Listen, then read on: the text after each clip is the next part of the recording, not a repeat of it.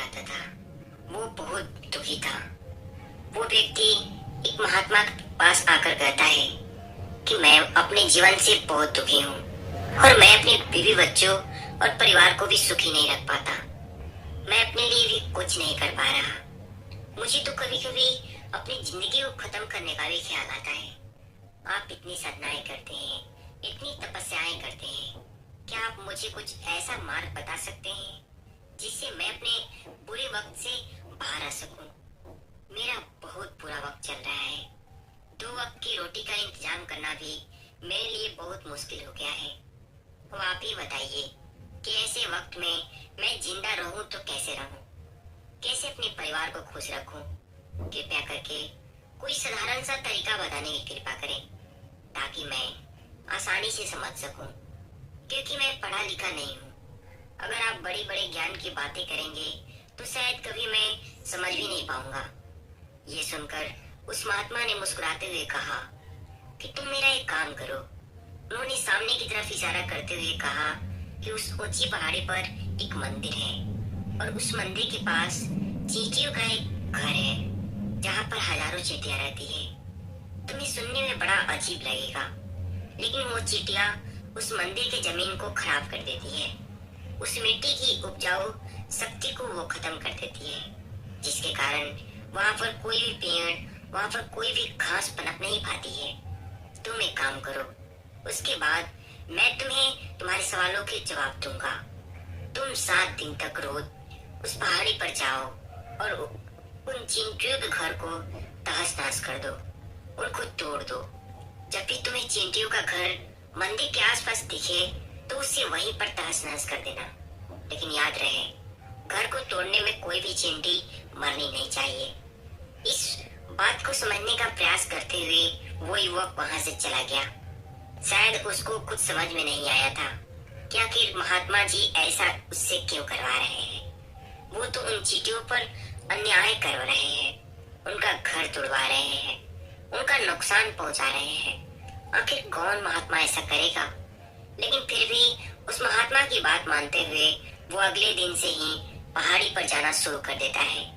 जब वो पहले दिन पहाड़ी पर पहुंचता है तो देखता है कि बहुत सारी चींटियां अपना खाना जुटाने में लगी हुई है। सारी चींटियां कतार से चल रही थी और अनाज के छोटे छोटे कण उठाकर अपने घर में जमा करते जा रही थी। ये देखकर पहले तो उस युवक का मन कमजोर पड़ गया। उसने सोचा कि मैं चींटियों इतनी मेहनत करके अपना घर बना रही है और मैं अगर इनके घर को तबाह कर दूंगा तो इनको कितना बुरा लगेगा। लेकिन फिर उसने उस महात्मा की बात याद करते हुए उस घर को तोड़ना शुरू किया और जल्द ही जल्द चींटियों में हाहाकार मच गया और वो इधर उधर दौड़ने लगी। अभी तक जो कतार में चल रही थी वो इधर उधर भागने दौड़ने लगी। थोड़ी देर में घर टूट गया और सारी चींटियां इधर उधर भागकर छुप चुकी थी।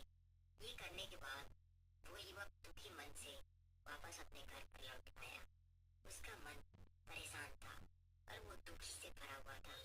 फिर उसने अपने बिस्तर में रात सोते सोते ही सोचा, अब तो इन चींटियों का घर तबाह हो चुका है, अब वहाँ वापस जाने से क्या प्रयोजन है, अब क्या फायदा होगा, क्योंकि चींटियों का घर तहस नहस करने के लिए महात्मा ने कहा था वो मैं कर चुका हूँ। लेकिन कुछ सोचकर अगले दिन फिर उसने जाने का निश्चय किया और अगले दिन सुबह सुबह उसी पर पहाड़ी पर पहुंच जाता है। पहाड़ी पर पहुंचकर वो उसी जगह पर पहुंचता है जहाँ पिछली सुबह उसने उस घर को तहस नहस कर दिया था। लेकिन वो ये देखकर चौंक जाता है कि उन चींटियों ने अपना घर फिर से उसी जगह पर बना लिया था और वो फिर से अपने घर का सामान इकट्ठा करने में लगी थी। उस युवक को लगा कि ये चींटियां कितनी मूर्ख हैं। इनको पता है कि कल ही मैंने इनका घर इसी जगह पर तबाह किया है और उसी जगह पर उन्होंने अपना नया घर भी बना लिया। और ये सोचकर वो आदमी हंसने को हुआ, लेकिन फिर से महात्मा की बात याद करते हुए उसने उन चींटियों का घर फिर से तबाह करने लगा। फिर से इन चींटियों में हलचल मच गई और थोड़ी देर में वो चींटियां इधर उधर जान बचाने के लिए भागने लगी। कुछ देर में उनका घर फिर से नष्ट हो गया और वो युवक थोड़ा संतोष के भाव से कि इस बार तो मैंने उनके घर को अच्छी तरह से तबाह कर दिया है। वो तो चींटियां यहाँ पर अपना घर बना ही नहीं पाएंगी, इसलिए जाने से पहले उसने घर पर ठंडा पानी भी डाल दिया ताकि चींटियां वहां पर अपना घर फिर से ना बना सके। और वहां अपना कर्म पूरा करके वो युवक फिर से अपना घर लौट आया। आज रात सोते वक्त फिर से वो युवक सोच रहा था, क्या महात्मा सच में यह काम करवा रहे हैं? किसी का घर तबाह करना क्या एक सिद्ध पुरुष को शोभा देता है? क्या हो अगर वह महात्मा सिद्ध पुरुष हो ही ना? क्या होगा अगर वो मुझे बेवकूफ बना रहे हो? लेकिन फिर उसने सोचा और निश्चय किया कि पहले मैं अपने काम को पूरा कर लेता हूँ, उसके बाद ही पता चलेगा कि महात्मा मुझसे ऐसा क्यों करवा रहे थे। ये सोचकर वो रात में सो जाता है। अगले दिन सुबह उठकर वो फिर से उसी पहाड़ी की ओर निकल जाता है। पहाड़ी पर पहुंचकर वो उसी जगह पर पहुंच जाता है जहां पर उसने चींटियों के घर को तबाह किया था। और वो ये देखकर खुश हो जाता है कि वहां पर तो कोई घर ही नहीं था, सारी चींटियां वहां से भाग चुकी थी। अब उसने सोचा कि अब मेरा रोज रोज यहाँ आने का क्या प्रयोजन है, क्योंकि चींटियां तो अपना घर बदल चुकी है और महात्मा ने तो 7 दिन तक यहाँ पर आने के लिए कहा था, लेकिन आज तो तीसरा दिन है। अब बाकी 4 दिन आने का क्या प्रयोजन? और यही सोचकर उसने निश्चय किया कि यहाँ से वो सीधा उसी महात्मा के पास जाएगा और उनको वो सारी खबर बता देगा। और जब वापस वो मुड़कर उस पहाड़ी से उस महात्मा की कुटिया तक जाने लगा तो उसने देखा कि अचानक उसकी नजर एक और घर पर पड़ी, जो कि चींटियों का ही बनाया हुआ था। मतलब कि वो घरौंदा चींटियों ने ही बनाया था और वो चींटियां अब नए घर में वास कर चुकी थी। ये नया घर उनके पुराने घर से थोड़ी ही दूरी पर था। और जब उस युवक की नजर उस घरौंदे पर पड़ी तो उसने सोचा कि शायद उस महात्मा को ये पता था कि ये चींटियां अपना घर यहाँ से बदलकर दूसरे जगह पर बना लेगी, इसीलिए उन्होंने मुझे 7 दिन तक आने के लिए कहा था। और ये विचार करके उसने उनका नया घर तोड़ने के लिए पहुंच जाता है। जब वो वहां पर पहुंचा तो चींटियां उसी तरह अपने कार्य में लगी हुई थी। वो अपने लिए खाना इकट्ठा कर रही थी और अपने घर में जमा करती जा रही थी। तो दोस्तों, जो पुराना घर टूटा था वो भी अनाज के कण बचे हुए थे और वो चींटियां वहां से भी अनाज उठाकर अपने नए घर में वापस ला रही थी।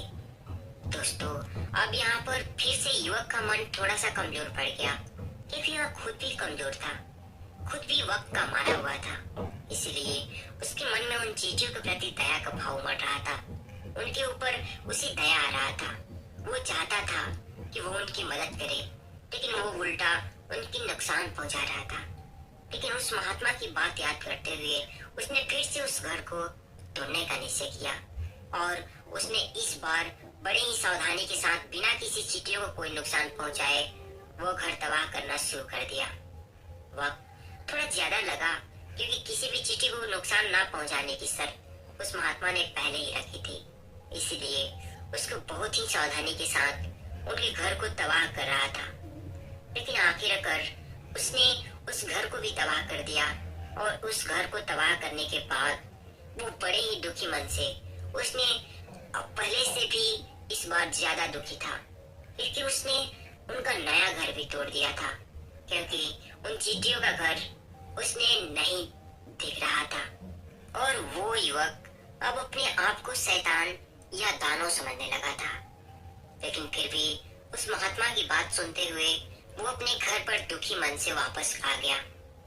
रात में सोने से पहले एक बार उसने फिर से सोचा कि मैं कितना बड़ा शैतान हूँ, कितना बड़ा दानव हूँ। पुराना घर तो छोड़ो, मैं इन चींटियों को कहीं भी बसने के लिए कोई जगह ही नहीं दे रहा हूँ। वो चींटियां मेरे बारे में क्या सोचती होंगी, वो कितना दुत्कारती होंगी उस महात्मा को और मेरे को, जो मेरे द्वारा ये काम करवा रहे हैं। लेकिन फिर भी उसने अगले दिन जाने का निश्चय किया और अगले दिन फिर सुबह सुबह उस जगह पर चला जाता है और यहाँ देखकर फिर से चकित हो जाता है कि इस बार चींटियों ने एक और नई जगह पर अपना घर बना लिया था। वो पहले से भी ज्यादा ऊर्जा के साथ काम कर रही थी और उन्होंने एक रात पहले से भी बड़ा घर बना लिया था। और अब वो फिर से अपना अनाज और खाना जुटाने में लगी हुई थी। ये देखकर उस युवक को लगा कि ये चींटियां किस मिट्टी की बनी हुई है। दोस्तों, मैं इनको बार बार यहाँ से भगाने की कोशिश कर रहा हूँ और ये वहीं पर अपना घर बना लेती है। क्या इनको पता नहीं है कि मैं इनको कभी यहाँ पर बसने नहीं दूंगा। ये चींटी है, देखने में मुझसे इतनी छोटी है लेकिन फिर भी हार नहीं मान रही है। बड़े ताज्जुब की बात है। और इस बार उसने गुस्से में उस घर को तहस नहस कर दिया दोस्तों। लेकिन इस बार तहस नहस करते हुए कुछ चींटियां वहीं पर मर गई, कुछ उसके पैरों तले कुचल गई। जब वो अपने अहंकार से बाहर आया तो उसने देखा कि गुस्से में उसने उन चींटियों को कितनी क्षति पहुंचा दी है। उनका मन एकदम पश्चाताप से भर गया और वो रोता हुआ अपने घर की तरफ बढ़ गया। रात में सोते वक्त उसने सोचा कि मैं इन चींटियों पर बहुत ज्यादा अत्याचार कर रहा हूँ। अब इससे ज्यादा अत्याचार मैं नहीं कर पाऊंगा। और यहीं वो अगले दिन उन चींटियों के लिए अपने घर से थोड़ा आटा लेकर उसी पहाड़ी पर पहुंच जाता है। और आज उन चींटियों के लिए उसके मन में श्रद्धा का भाव था, दया का भाव था। आज वो उनकी मदद करना चाहता था। वहां पर पहुंचकर उसने देखा कि चींटियां फिर से अपने नए घर में बनाने में जुटी हुई थी। उसने बड़ी ही करुणा के साथ उन चींटियों को अपना लाया हुआ वो आटा खिलाया और अगले 3 दिनों तक वो ऐसा ही करता रहा। वो रोज सुबह जाता और उन चींटियों को अपने हाथों से आटा खिलाता। 7 दिन के बाद वो युवक उस महात्मा के पास पहुंचकर हाथ जोड़कर बोलता है कि हे महात्मन, मुझे माफ कर देना। मैंने उन चींटियों का घर तबाह तबाह करने की बहुत कोशिश की। मैंने उनका घर तबाह भी किया। एक बार नहीं, 4 बार मैंने उनका घर तोड़ा। उसके बाद मैं हिम्मत नहीं कर पाया, उनके घर को नहीं तोड़ पाया। मैं समझ सकता हूँ कि मैंने आपका काम पूरा नहीं किया और इसके बदले आप मुझे वो तरीके भी नहीं बताएंगे जो कि मुझे मेरे बुरे समय से बाहर निकाल सकता है। लेकिन मुझे इसका कोई खेद नहीं है। मुझे लगता है कि मैंने जो कुछ भी किया सही किया, इसलिए मैं आपसे आज्ञा लेकर वापस आ रहा हूँ। कृपया मुझे वापस अपने घर जाने की आज्ञा दीजिए। ये सुनकर उस महात्मा ने मुस्कुराते हुए कहा कि अरे बंदे, कहाँ चल दिए? रुको तो सही, जलपान तो कर लो, थोड़ी देर ठहर जाओ, उसके बाद चले जाना। और वे कहकर वो महात्मा उस युवक के लिए जल लेकर आते हैं। पानी पिलाने के बाद दोस्तों महात्मा उस युवक से पूछते हैं कि तुम मुझे ये बताओ कि आखिर इन चींटियों का घर तबाह क्यों नहीं कर सके? तो दोस्तों वो चींटियां तो छोटी छोटी हैं और तुम इतनी विशालकाय हो, फिर भी तुम इन चींटियों की छोटी छोटी चींटियों का घर तबाह नहीं कर पाए। कहाँ है तुम्हारा शक्ति, तुम्हारा बाहुबल? इसका जवाब देते हुए उस युवक ने कहा कि महात्मन, मैंने इन चींटियों का घर तबाह कर दिया है, बार बार किया था। इस बार तो मैंने गुस्से में उन चींटियों की काफी क्षति पहुंचाई थी, लेकिन जिस दिन मैंने उनको हानि पहुंचाई उसी दिन मेरे को लगा कि मैं क्यों इनको हानि पहुंचा रहा हूँ, क्यों इनको दुख दे रहा हूँ। और इसी दिन से मैंने उनको क्षति पहुंचाने की बजाय, नुकसान पहुंचाने के बजाय उनकी मदद करना शुरू कर दी। ये सुनकर महात्मा ने कहा, ये तो सीखने की बात है। एक छोटी सी चींटी हमें अपने जीवन को संदेश दे जाती है। मैंने तुम्हें उन चींटियों का घर तबाह करने के लिए नहीं भेजा था। मैंने तुम्हें भेजा था ताकि तुम उन चींटियों से कुछ सीख ले सको। तुम्हें क्या सीख मिली उन चींटियों से, क्या तुम मुझे बता सकते हो? ये सुनकर उस युवक ने पूरी कहानी बयां कर दी। पूरी कहानी सुनने के बाद महात्मा ने मुस्कुराते हुए कहा कि पहली सीख जो इन चींटियों से लेनी थी वो ये थी कि तुमने कितनी ही बार उनके घर को तोड़ने की कोशिश की, कितनी ही बार प्रयास किया कि उनका घर तबाह हो जाए, लेकिन वो हर बार वो अपना नया घर बना लेती थी। उन्होंने कभी भी हार नहीं मानी। अगर वो चींटियां हार मान लेती तो वो चींटियां तुम्हें वहां पर नहीं मिलती। जीवन कार्यशीलता का नाम है, कर्मशीलता का नाम है। लेकिन हम मनुष्य एक दो बार हार मिलने पर ही टूट जाते हैं, हताश हो जाते हैं और फिर जीवन में प्रयास ही नहीं करते। और कुछ लोग तो अपनी जिंदगी को खत्म करने पर उतारू हो जाते हैं। लेकिन जानवरों में तुमने एक बात देखी होगी कि वो अपना जीवन खुद से स्वयं से कभी खत्म कर नहीं सकते। तुमने कभी भी नहीं सुना होगा कि किसी जानवर ने आत्महत्या कर ली हो, चाहे वो जानवर कितना भी भूखा क्यों ना रहे, कितना ही दुखी क्यों ना हो, लेकिन वो अपने जीवन के लिए हमेशा संघर्ष करता रहता है। लेकिन वहीं पर हम मनुष्य दोस्तों एक दो बार हार से हताश होने पर ही अपना जीवन खत्म कर लेते हैं। जीवन तो कर्मशीलता है, कर्म करने का नाम है। जीवन और मृत्यु आखिरी विश्राम है, परम विश्राम है। इसलिए मृत्यु से पहले कर्म करना भी कभी मत छोड़ना, क्योंकि मृत्यु के बाद तुम परम विश्राम में चले ही जाओगे। तो उनसे पहले कर्म करना क्यों छोड़ रहे हो, क्यों हताश हो रहे हो? अगर तुम्हारा एक घर टूट गया है तो दूसरा घर बनाने का प्रयास करो, कोशिश करो। और कोशिश करने वालों की कभी हार नहीं होती। ये तुम उन चींटियों से देख चुके हो। देखने में तुमसे कितनी छोटी है वो चींटियां और तुम इतने बड़े हो, लेकिन उनका मन तुम्हारे मन से इतना बड़ा है, इतना विशाल है, इतना दृढ़ संकल्पी है कि इतनी बार घर टूटने पर भी उन चींटियों ने कभी हार नहीं मानी। दूसरी सीख यहाँ से लेने की थी कि वो ये थी कि जब भी हमारे ऊपर बुरा समय आता है, हमें लगता है कि ये समय कभी वापस नहीं जाएगा, ये समय मेरे जीवन को बर्बाद कर देगा। तो दोस्तों, मुझे कभी नहीं जीने देगा और अपने ख्यालों से, अपने इन्हीं विचारों से, जिनका असलियत में कोई भी अस्तित्व नहीं है, वो सिर्फ विचार हैं और वही विचार हमारे मन को दुखी कर देते हैं और इसलिए हम प्रयास करना भी छोड़ देते हैं। लेकिन तुम खुद से सोचो कि बार बार प्रकृति हमें क्षति पहुंचाएगी, नुकसान पहुंचाएगी, लेकिन कब तक पहुंचाएगी?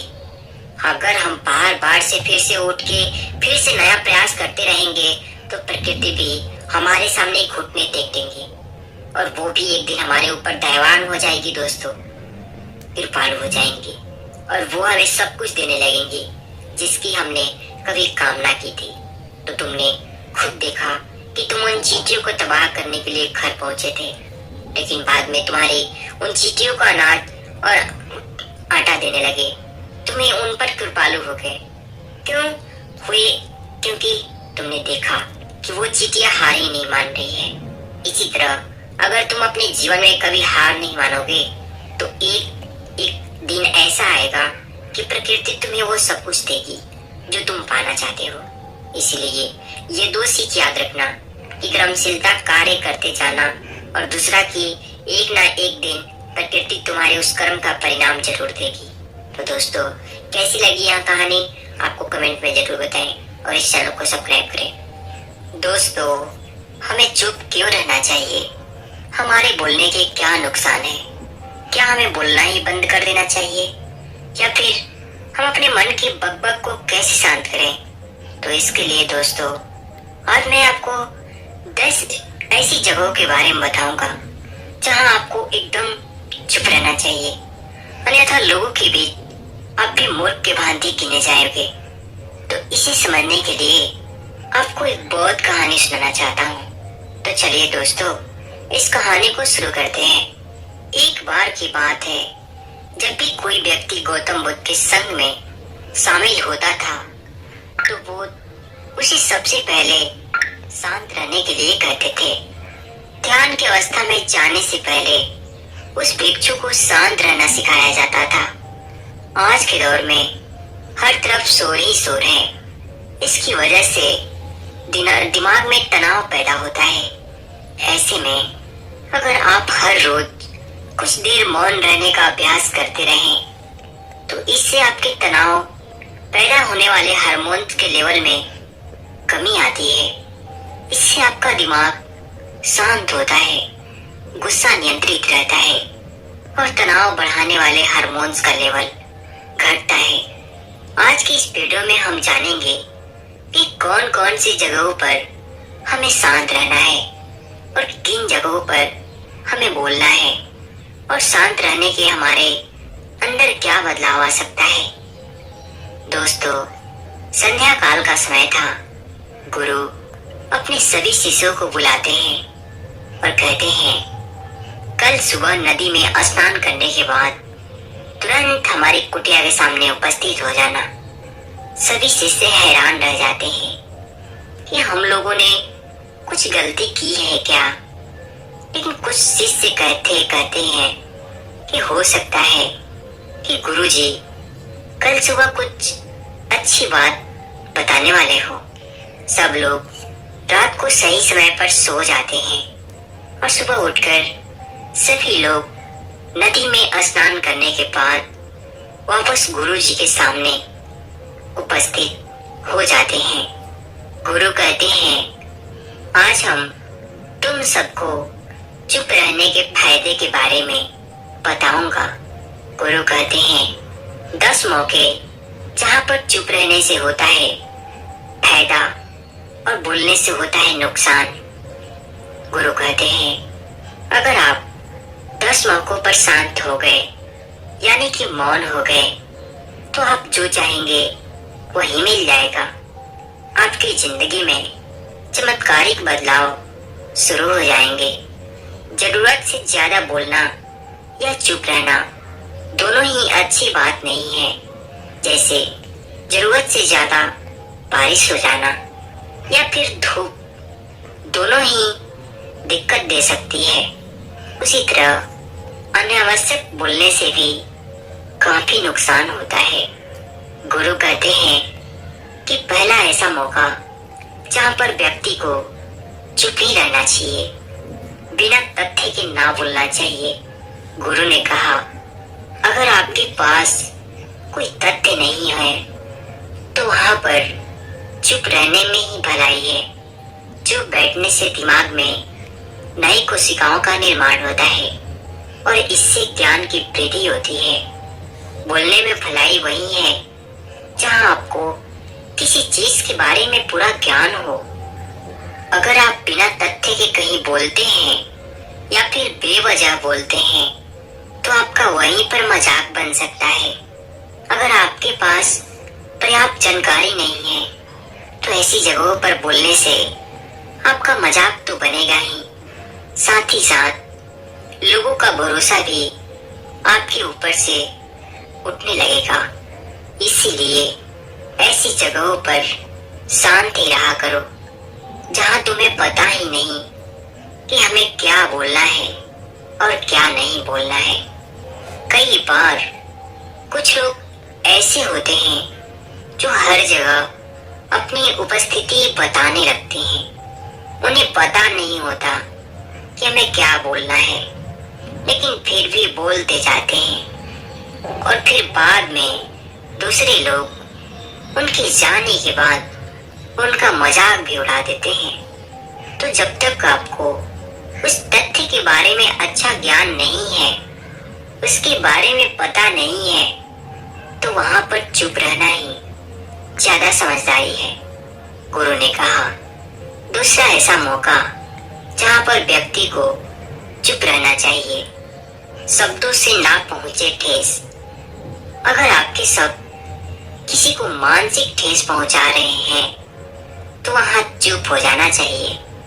कमजोर व्यक्ति के बारे में आप कुछ भी बोलकर महान नहीं बन सकते हैं। महान आप किसी कमजोर का साथ देने में बनेंगे।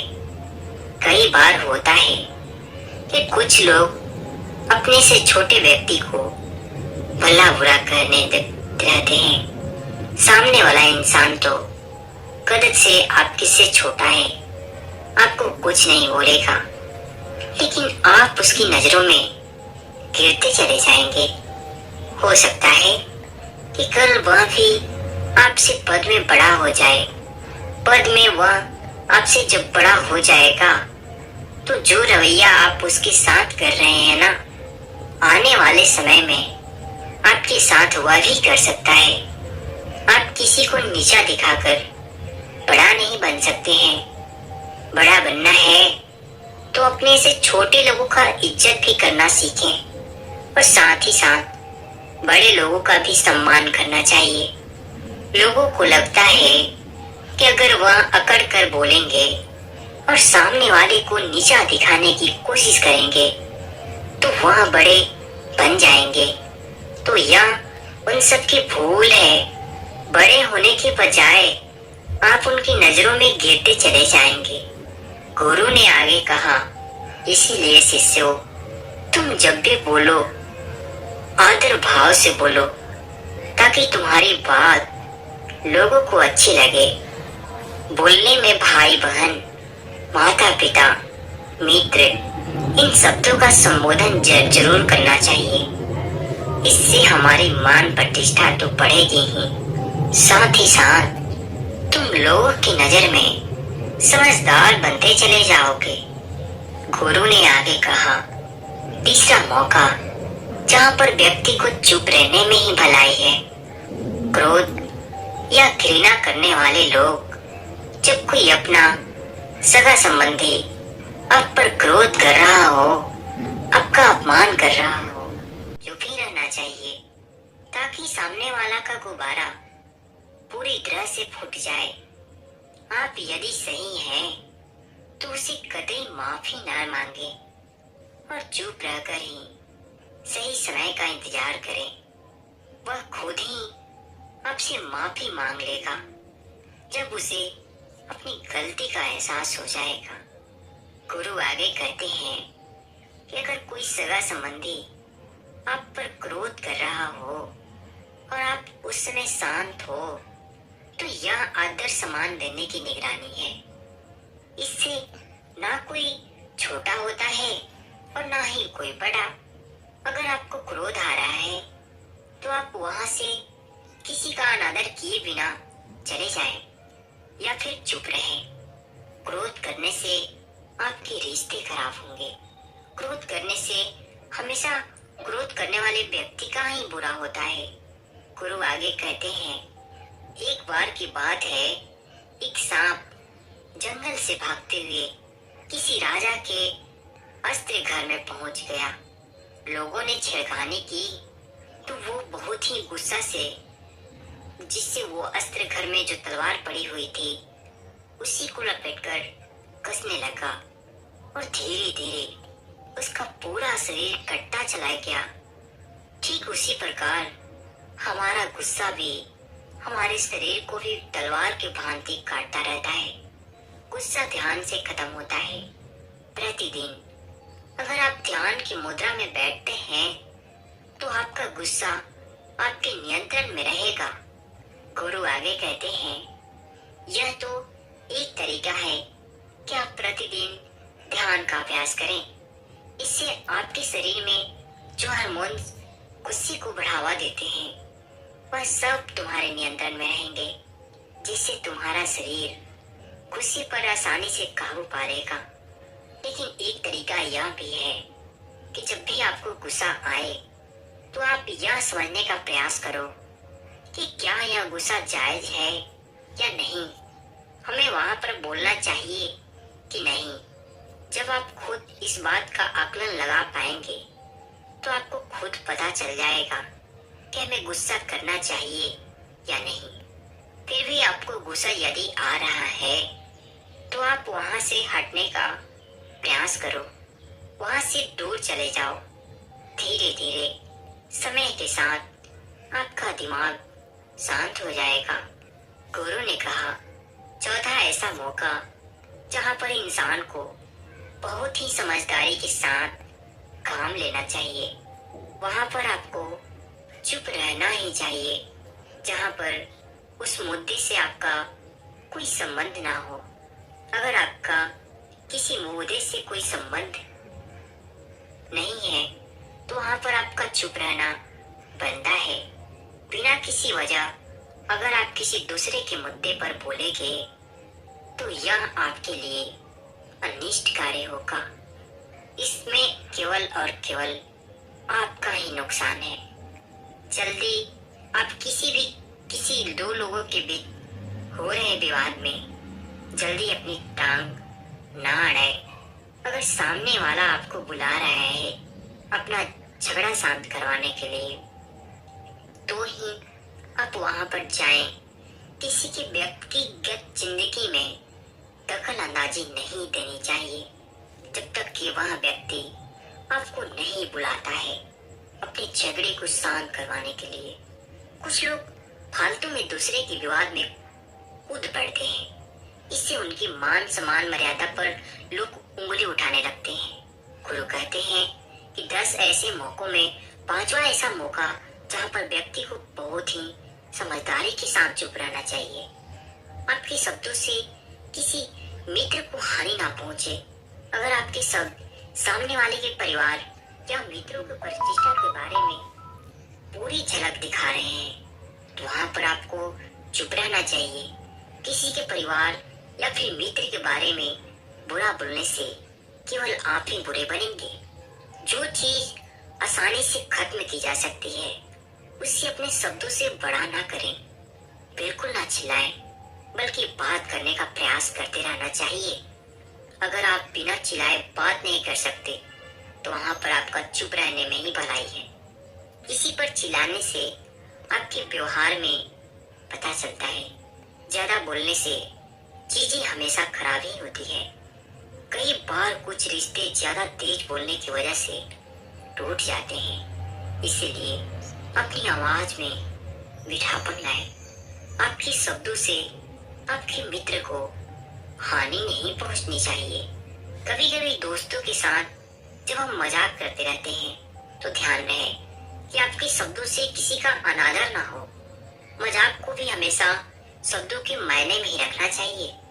जहाँ किसी के शब्दों से चोट लगे वहां चुप हो जाना चाहिए। ज्यादा बोलने से हमेशा नुकसान ही होता है। किसी और के प्रतिष्ठा को अपने शब्दों के माध्यम से हानि नहीं पहुंचानी चाहिए। यदि आपके शब्दों से किसी और की प्रतिष्ठा को ठेस पहुंच रही है तो वहां पर आपको चुप हो जाना चाहिए। जब कोई व्यक्ति आपके सामने नहीं है तो आप उस व्यक्ति के बारे में बुरे शब्द किसी तीसरे व्यक्ति के सामने ना बोले। गुरु कहते हैं कि छठा मौका जहाँ व्यक्ति को चुप रहना चाहिए जब कोई कर रहा हो किसी की बुराई। जब कोई आदमी आपके सामने किसी तीसरे आदमी की बुराई कर रहा हो तब तुम्हें चुप रहकर बस सुनना चाहिए। अपनी राम व्यक्त नहीं देना चाहिए, नहीं हो उसमें पढ़ना चाहिए। क्योंकि जो आपके सामने किसी तीसरे की बुराई कर रहा है वह कल किसी और के सामने आपकी भी बुराई कर सकता है। यदि आपने कुछ कहा है तो नीति शास्त्र के अनुसार जो अपने मुंह को बंद रखता है और बुद्धि से काम करता है वही इंसान समझदार होता है। यदि आपने कुछ कहा है तो नीति शास्त्र के अनुसार जो अपने मुंह को बंद रखता है और बुद्धि से काम करता है वही इंसान समझदार होता है। बिना जरूरत के बोलना, किसी के बारे में किसी के बीच बोलना यह गलत बात है। बिना जरूरत के बोलना, किसी के बीच में पड़ना कभी कभी हमारे लिए बुद्धिमानी इसी में होती है कि हमें अपना मुंह ऐसी जगह पर नहीं खोलना चाहिए। गुरु आगे कहते हैं कि 10 मौकों में 7वां ऐसा मौका जहाँ पर व्यक्ति को चुप रहना चाहिए जब कोई नहीं समझे आपकी भावना। जब आपको लगता है कि कोई व्यक्ति आपकी भावना, दुख या परेशानी को शब्दों में नहीं समझ रहा है, यदि आपको लग रहा है कि सामने वाला व्यक्ति आपकी भावनाओं, जो आपकी परेशानी है, उसको वह समझ ही नहीं पा रहा है या समझने का प्रयास ही नहीं कर रहा है या वो आपको ध्यान से सुन ही नहीं पा रहा है, तो ऐसे व्यक्ति के सामने आप चुप ही रहें। क्योंकि ऐसे लोगों की आपकी भावनाएं या दुख से कोई मतलब नहीं होता है। ऐसे लोगों को अपना राज बताकर पछताएंगे बाद में आप। इसलिए हर किसी को अपने मन की बात नहीं बतानी चाहिए। अगर आपको लग रहा है कि सामने वाला आपकी बातें को नहीं समझ पा रहा है, आपकी भावनाओं को नहीं समझ पा रहा है, तो वहां पर आपको नहीं बोलना चाहिए, क्योंकि बाद में आपका मजाक ही बन जाएगा। जब आपको लगने लगे कि सामने वाला आपकी भावनाओं को ठीक तरीके से समझ रहा है, आप जो कह रहे हैं वो ठीक तरीके से सुन रहा है, तभी आप उसे अपनी बात कहें। गुरु कहते हैं कि 8वां मौका जहां आपको चुप रहना चाहिए। जब कोई इंसान अपना कोई दुख व्यक्त करे, जब कोई इंसान अपनी दुख परेशानी को आपको बता रहा है, तो इसका मतलब है कि वह आपको अपना समझ रहा है। ऐसे में तुरंत ही समाधान बताने के बजाय चुप रहकर इसके दुख या समस्या को सुने। उसकी दुख या समस्या को किसी और को ना बताएं। वह इसलिए नहीं बता रहे कि आप उनकी समस्याओं का समाधान कर देंगे, बल्कि वह इसलिए भी बता रहा है कि सामने वाला उसकी बात को समझ रहा है। कई बार किसी और को दुख को बताने से दिमाग का बोझ हल्का हो जाता है। आपको अपना दुख इसलिए बता रहा होगा कि उसे लग रहा है कि आप उसकी बात को समझ रहे हैं। दुख बांटने से कम हो जाता है। इसलिए जब कोई व्यक्ति अपना दुख आपसे व्यक्त करे तो चुप मार के आप उसकी बातों को ध्यान से सुने, ताकि उसके दुख कम हो जाए, उसके मन का बोझ हल्का हो जाए। क्योंकि उसके मन में जो भी बातें थी वह आपको सब वो बता दिया। गुरु आगे कहते हैं कि 10 जगहों में 9 ऐसी जगहों पर आपको चुप रहना चाहिए जहाँ पर दुष्ट प्रकृति के लोग रह रहे हो और गाली गलौज कर रहे हो, तो आप वहाँ पर मत जाइए। ऐसी जगहों से आप चुपचाप निकल जाइए, अर्थात अपनी प्रतिक्रिया दिए बिना आप वहाँ से चले जाएं।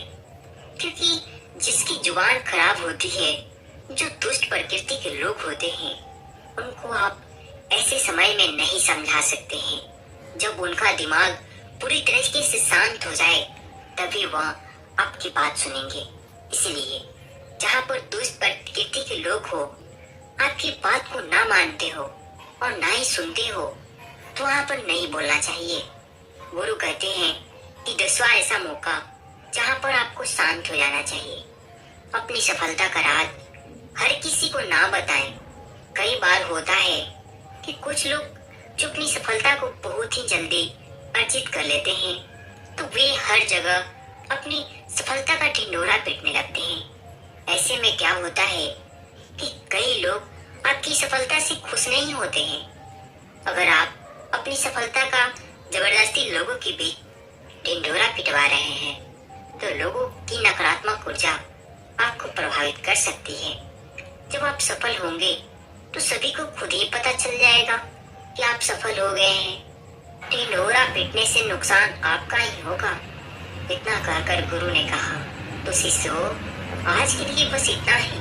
अगर तुम सब मेरी इन 10 बातों को अपने जीवन में अपना लेते हो तो तुम सब काफी हद तक परेशानियों से बचे रहोगे। यहाँ से जाने के बाद मेरी यह बातें आपके जीवन में किसी वरदान की तरह साबित होंगी। दोस्तों, मुझे उम्मीद है कि आपको इस वीडियो से कुछ सीखने को मिला होगा। तो इस वीडियो को एक लाइक कर देना और एक दूसरे के साथ शेयर जरूर करना। Thank you so much for watching.